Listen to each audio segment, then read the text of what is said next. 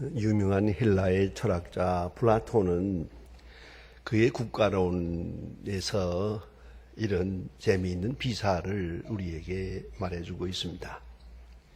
이 세상은 마치 올림픽 경기와 같다.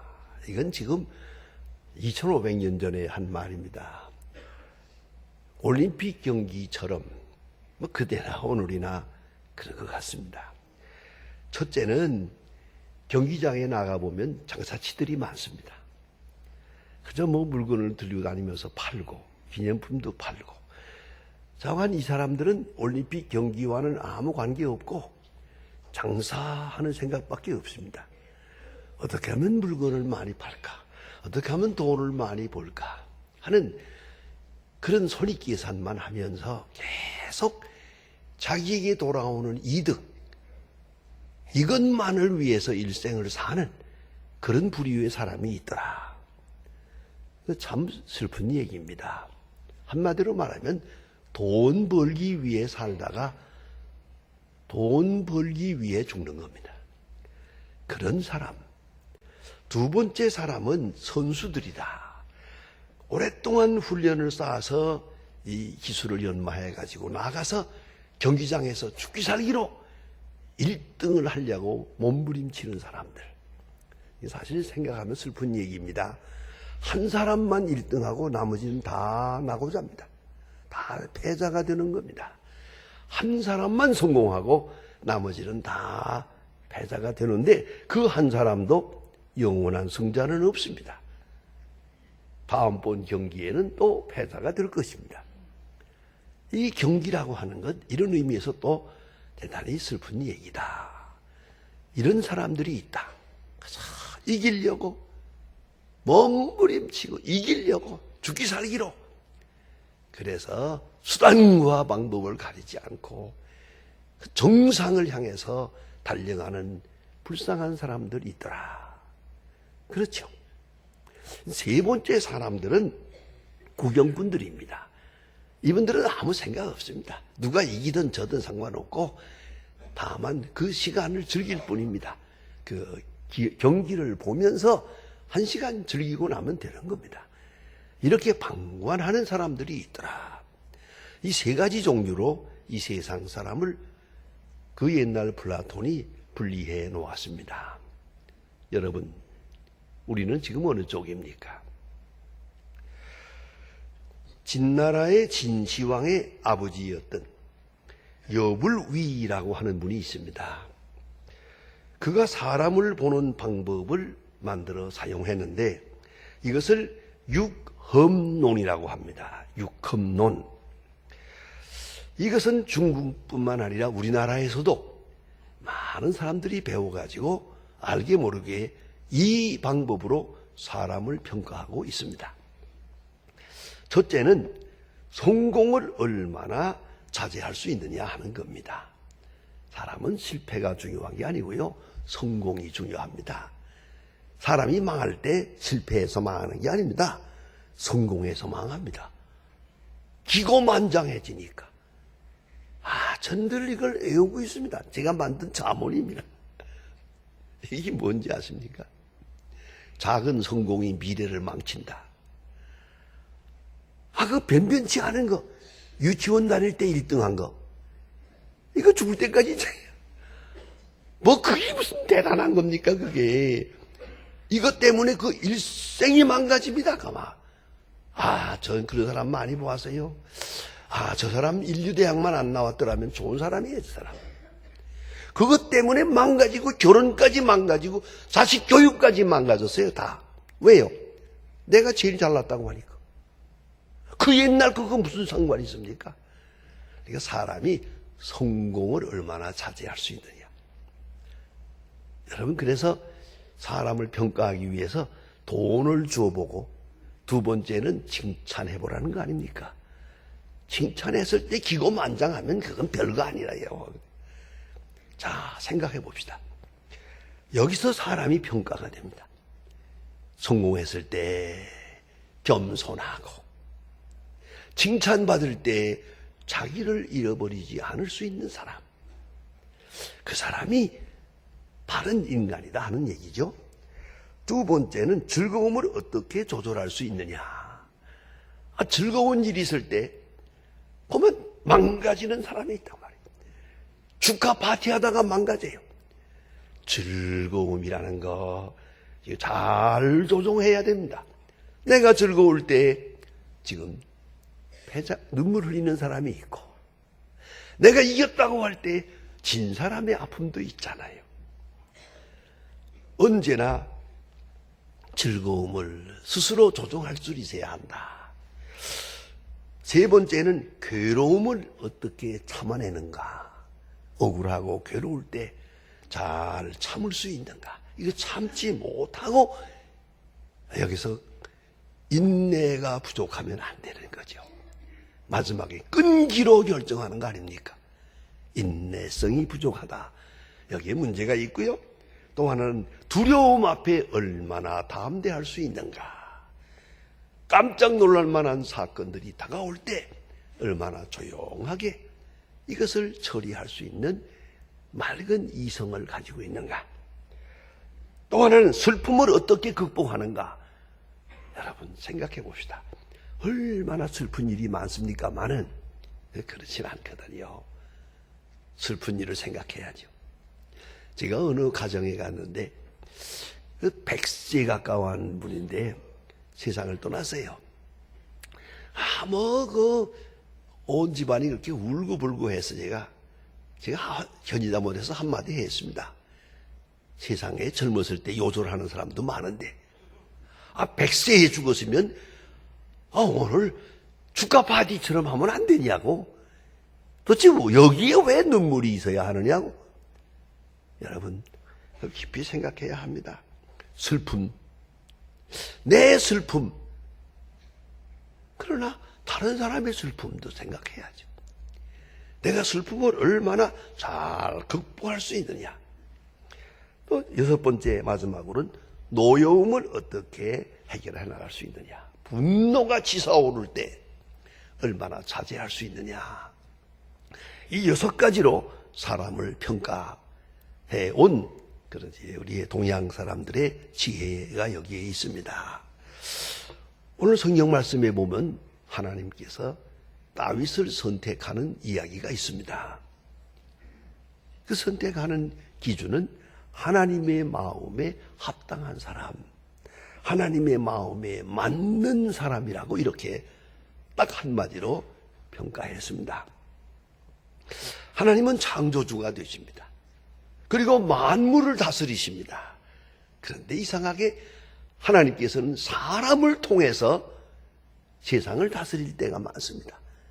신이 역사하는 것이 대부분이지만은, 그러나 우리 인간의 생각으로 볼 때는 사람의 세계에 있어서는 사람을 통해 역사하십니다.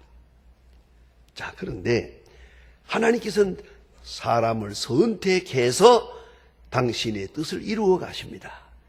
선택의 기준이 둘이 있습니다. 하나는 축복과 은혜로 향한 선택이 있습니다. 은혜 주시기 위하여 선택하시고, 구원하시기 위하여 선택하시고, 축복을 위하여 하나님의 사람을 선택해서 모든 사람을 축복의 길로 인도하시는 그런 복된 선택이 있고, 또 하나는 심판과 징벌을 위한 선택이 있습니다. 성경은 이것을 비사로 말씀합니다. 하나님이 쓰시는 막대기라고. 느부갓네살 왕을 선택해서 막대기로 사용했거든요. 여러분 이걸 아셔야 됩니다. 이 세상 살아가면서 가만히 생각해 보세요. 악한 사람, 선한 사람이 있는데, 이게 가만히 보면 악한 사람이 잘못돼 자꾸 잘 되는 것 같고 성공하는 것 같은데 이거 어떡하나. 한 가지 잊지 마세요. 선한 사람으로 악한 사람을 심판하는 일은 거의 없습니다. 거의 없습니다. 악한 사람을 심판하실 때는 더 악한 사람을 사용하십니다. 막대기로 사용합니다. 느부갓네살 왕을 통해서 심판하십니다. 아수르 왕을 통해서 심판하십니다. 여러분, 악한 사람을 통해서 더 악한 사람을 심판하시는 하나님의 방법이 거기에 있어요. 그러니까 우리가 왜 이렇게 악한 사람을 내버려 둘까? 아니옵시다. 하나님은 정확하게 심판하시는데 그때마다 악한 사람을 선택해서 징벌하고 계시다 하는 것입니다. 하나님께서 오늘 성경에 보면 다윗 왕을 선택하셨는데 내 마음에 맞는 사람이다 그랬습니다. 이 다윗에 대한 이야기는 아무리 생각을 해도 참 귀한 말씀입니다. 그 일생 자체가 그렇습니다. 한 가지는 분명히 잊지 마십시다. 다윗은 의인이 아닙니다. 선한 사람도 아닌 것 같습니다. 그런 실수가 많은 사람입니다. 요새 많이 보면은 자꾸 과거를 들추더만요. 과거를. 그래서 과거에 어떻고 근데 과거가 깨끗한 사람을 찾는데 아주 깨끗한 사람은 쓸만한 사람이 아니에요. 그쯤은 알아야지. 좀 실수 좀 해야지. 그래야 경험적 가치가 있지요. 안 그래요? 나는 과거에 실수했기 때문에 이 사람은 더 중요하다고 생각해요. 그래야 하는 거 아닙니까? 그런데 이래도 안 되고 저래도 안 되고 나도 안 되고 처갓집도 안 되고 아니 여보세요. 다 제하고 나면 남는 게 어디 있어요? 실수 좀 있는 거고 하나님의 선택 방법이 그래요. 실수 없는 사람은 없어요. 모세고 다윗이고 누구고 간에 실수 투성이요. 왜? 그것이 중요하니까. 그 과거의 실수가 중요하니까. 이걸 잊지 말아야 되는데 요새들은 뭐 몇십 년 전 것까지 들추어가면서 심지어 뭐 할아버지가 어떻다나 이게 뭐 하는 짓들이에요. 그러니 어쩌라는 얘기요. 오늘의 사람을 위해서 그 과거는 다 필요한 것이야. 그렇기 때문에 제가 이 시간에 조금 정치적인 얘기를 한마디 해서 용서하십시오. 오래전에 박정희 대통령이 혁명을 일으켰거든요. 그때 타임지에 나 있는 잡지를 제가 가지고 있었어요. 그러다 소중히 여겼는데 2, 3회 번 하는 가운데 없어졌는데 그거 참 중요한 기사가 있었어요. 이 사람이 공산주의자거든요. 그런데 전환해서 이제 자유 진영을 위해서 일하게 됐는데 타임지가 뭐라고 말했느냐? 이 사람은 과거에 공산주의자였기 때문에 절대로 공산주의자가 될 수 없다 그랬어요.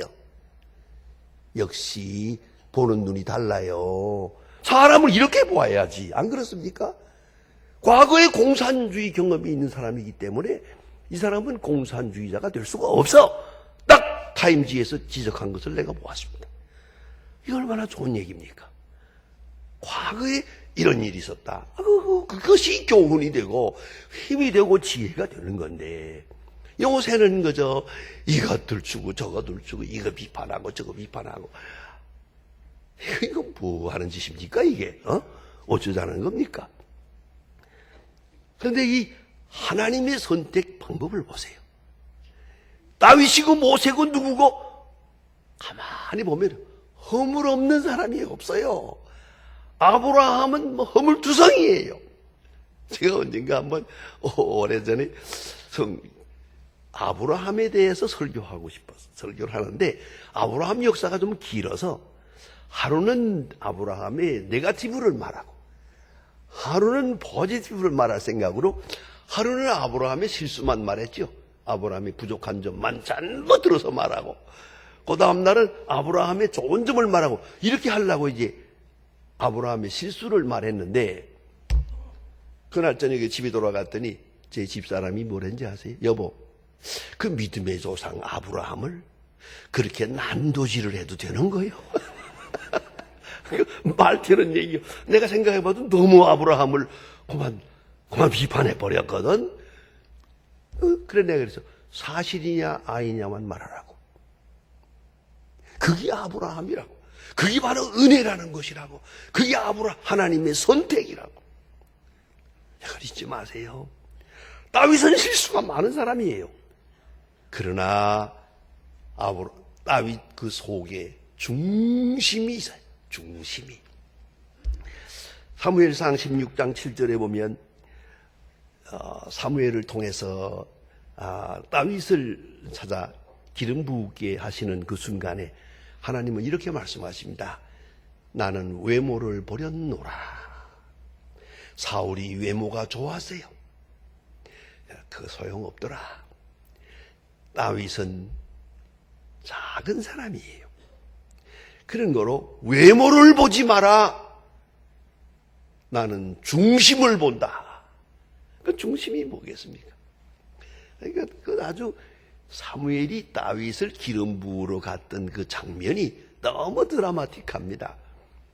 하나님께서 말씀하시기를 이새의 아들들 중에 내가 선택한 자가 있다. 가서 기름 부으라.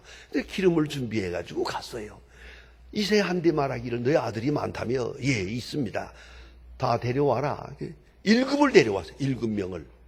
7명을 쭉 데려왔는데 처음부터 아무리 보아도 하나님의 영이 말씀하는데 이 가운데는 없어요. 이제 그 다음 말이 재미있어요. 이게 아들이 다냐? 아니에요. 그러시다. 하나 더 있는데 지금 목장에서 양을 지키고 있습니다. 그게 막내 아들이거든요. 데려와라 그랬어요. 이건 뭘 말하는 것입니까? 이새의 생각에 하나님께서 우리 아들들 중에 왕 될 사람이 있다 하더라도 저 다윗은 차 안에 부재함. 저건 아니라는 거예요. 아버지가 볼 때도 신통치 않게 보았어요. 형들이 볼 때도 시원치 않게 보았어요. 그런 동생 하나 저기 지금 목장에 있는데 내려와. 그걸 불러오니까 이게 다윗이에요. 그래서 사무엘이 그에게 기름을 부어요. 얼마나 귀중한 얘기입니까? 이게 참 굉장한 의미가 있어요. 사람 보기에는 초라해요. 아버지가 보기에도 초라해요. 형제들이 볼 때도 저건 아무 아니야. 그러나 하나님이 보실 때는 저것이 하나님의 사람이. 그는 조용하게 형님들이 사무엘에게 간다고 지금 절렁절렁 나서는데도 자기는 뒤에 젖어서 양무리를 지키고 있었던 거예요. 겸손한 사람이에요. 아주 온유한 사람이에요. 외모는 초라한 사람이에요. 그리고 음악을 좋아하는 사람이었어요. 이런 정도의 사람인데 어떻게 장군이 될 수 있었을까? 왕이 될 수 있었을까? 그런 생각을 합니다. 또한 그는 거룩한 분노가 있는 사람이에요. 그 골리앗 대정이 이스라엘 백성들을 모독하는 얘기를 듣고 나가서 싸우겠다고 들어요. 자기는 창과 칼을 들 만한 기력도 없는데 갑옷을 입을 수도 없는 초라한 사람, 소년이 저 골리앗 대장을 그냥 둘 수 없다고? 참 그 의분이 대단하고요. 또 신앙도 대단합니다. 여호와의 구원하심이 칼과 창에 있지 아니함을 이 무리로 알게 할 것이다. 전쟁은 여호와께 속한 것인즉 그가 저를 내 손에 붙일 것이다. 그 믿음 대단한 이 소년이 말이요. 이 믿음을 가지고 나가서 골리앗 대장을 때려 눕힙니다. 물맷돌로. 여러분 생각하십시오. 우스운 얘기입니다만은 다윗이 물맷돌로 골리앗 대장 때렸다는 말을 듣고 제가 물맷 만들어 가지고 열심히 연습해 봤더니 잘 안 되더만요. 그러나 이 사람들은 양을 치는 사람들이기 때문에 그 짐승들이 오면은 이걸 물리치기 위해서 물매를 연습했던가 봐요. 자, 이걸로다가 탁 쳤는데 골리앗 대장의 이마에 들어맞아 가지고 쓰러지지 않습니까? 굉장한 사건 아닙니까? 자, 이게 다윗입니다. 그는 선택의 요리를 믿고 하나님께서 나를 선택했다는 걸 믿었습니다. 하나님이 기뻐하시는 것을 기뻐하고 하나님을 기뻐하고 저는 그렇게 생각합니다. 다윗이 하나님의 축복을 받은 것은 다윗이 하나님을 사랑했기 때문인데 얼마나 구체적으로 사랑했어요. 그래서 사무엘하 7장 1절에 보면 감격스러운 말씀이 있습니다. 그는 백향목 궁전에 편안하게 있을 때 그는 하나님의 전을 생각합니다. 저 천막 수달피 가죽 천막 속에 있는 하나님의 법궤를 생각하며 이건 안 되지. 나단 선지를 불러서 내가 성전을 지어야겠다고 말합니다. 그에 대한 그 리스판스가요, 하나님의 그 대답이 너무너무 감격스럽습니다. 내가 언제 너더러 성전 지으라고 하더냐? 언제 성전을 지으라고 하더냐? 왜요? 다윗이 자발적으로 하는 일이니까. 그래서 하나님께서 크게 기뻐하시고 너는 내 집을 지어라. 나는 네 나라 위를 영원히 견고케 하리라. 성전 중심의 사람이. 제가 좋아하는 시편 84편에도 보면요, 여호와의 궁전을 사모합니다. 제비 새끼도 마음대로 저 성전에 들어가는데 나는 어쩌다가 이렇게 피란 길에 섰는가. 하나님의 성전을 사모하는, 성전을 사랑하는 사람이요, 하나님께서 그에게 복을 주십니다. 너는 내 집을 지어라. 허락하겠다. 나는 네 왕위를 영원히 견고케 하리라. 굉장한 사건입니다. 그는 회개가 있고 정직함이 있는 사람입니다.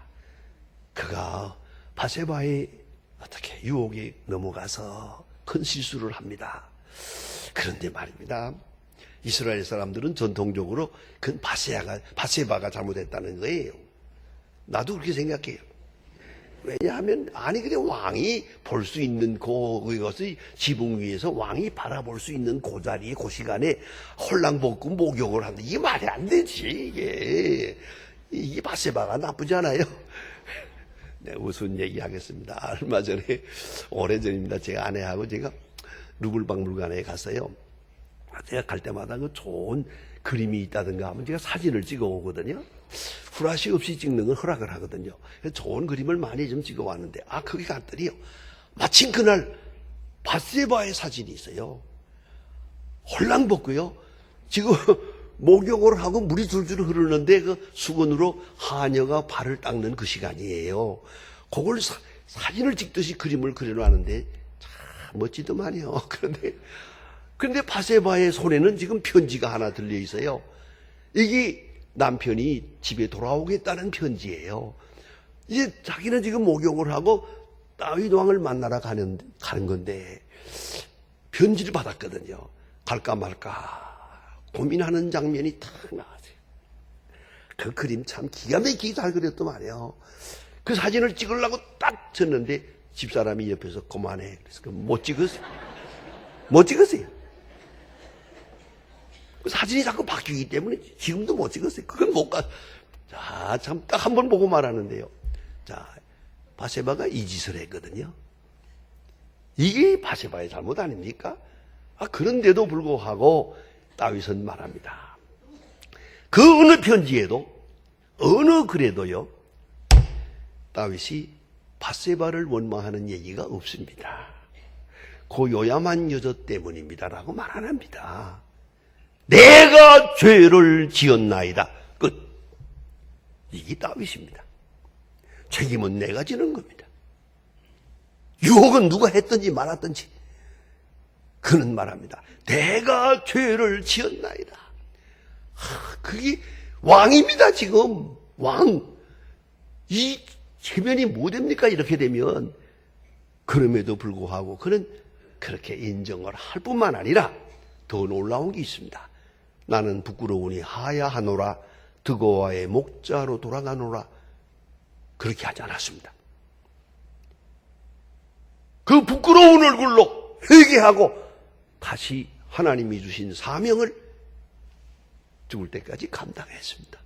나는 그 다윗이 더 아름답습니다. 내가 잘못했으니 부끄러우니까 나는 하야하고 말겠다. 그거는 하나님 앞에 반항하는 거죠. 회개한 다음에 그 다음에 오는 어떤 벌이 있든지 어떤 일이 생기든지 다 감당을 하겠습니다. 하나님의 손에 붙들리어 그대로 그 왕위를 지켜나가는 그 다윗이 아름답습니다. 그런 정직합니다. 성경에 보면 다윗이라는 이름이 무려 800번이나 나옵니다. 그런데 다윗은 의인이 아닙니다. 그리고 하나님을 사랑하고 겸손하고 정직했습니다. 하나님의 말씀을 종합해 보면 내 종 다윗, 내 종 다윗, 내 종 다윗처럼 내 종 정직한 다윗, 다윗에게 가장 중요한 것은 하나님 앞에 정직한 것입니다. 그것이 곧 겸손이었습니다. 하나님은 이 사람을 선택해서 왕을 삼을 뿐만 아니라 그 후손에서 예수 그리스도가 태어납니다. 이스라엘 사람들은 이름을 부를 때 성이 없습니다. 이름만 부릅니다만은 다윗, 예수 그리스도의 성이 있다면 그것은 다윗입니다. 다윗의 자손 예수, 다윗의 자손 예수, 이 영광을 다윗에게 주셨습니다. 이 사람이 하나님의 마음에 맞는 사람이었습니다. 기도하십니다.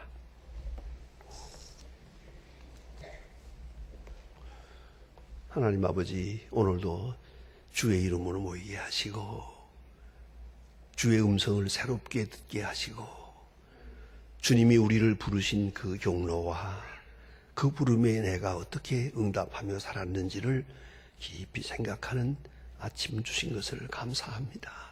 주여, 허물 많고 부족한 저희들을 선택해서 오늘이 있게 하셨습니다. 그 사명에 충실하며 주의 부름에 바로 응답하는 하나님의 사람들로 남은 생을 살아가게 하여 주시옵소서. 다윗처럼 하나님 마음에 합당하게, 다윗처럼 정직하게 하나님을 찐히 사랑하는 그런 사람으로 살아가게 하옵소서. 예수님의 이름으로 기도합니다. 아멘.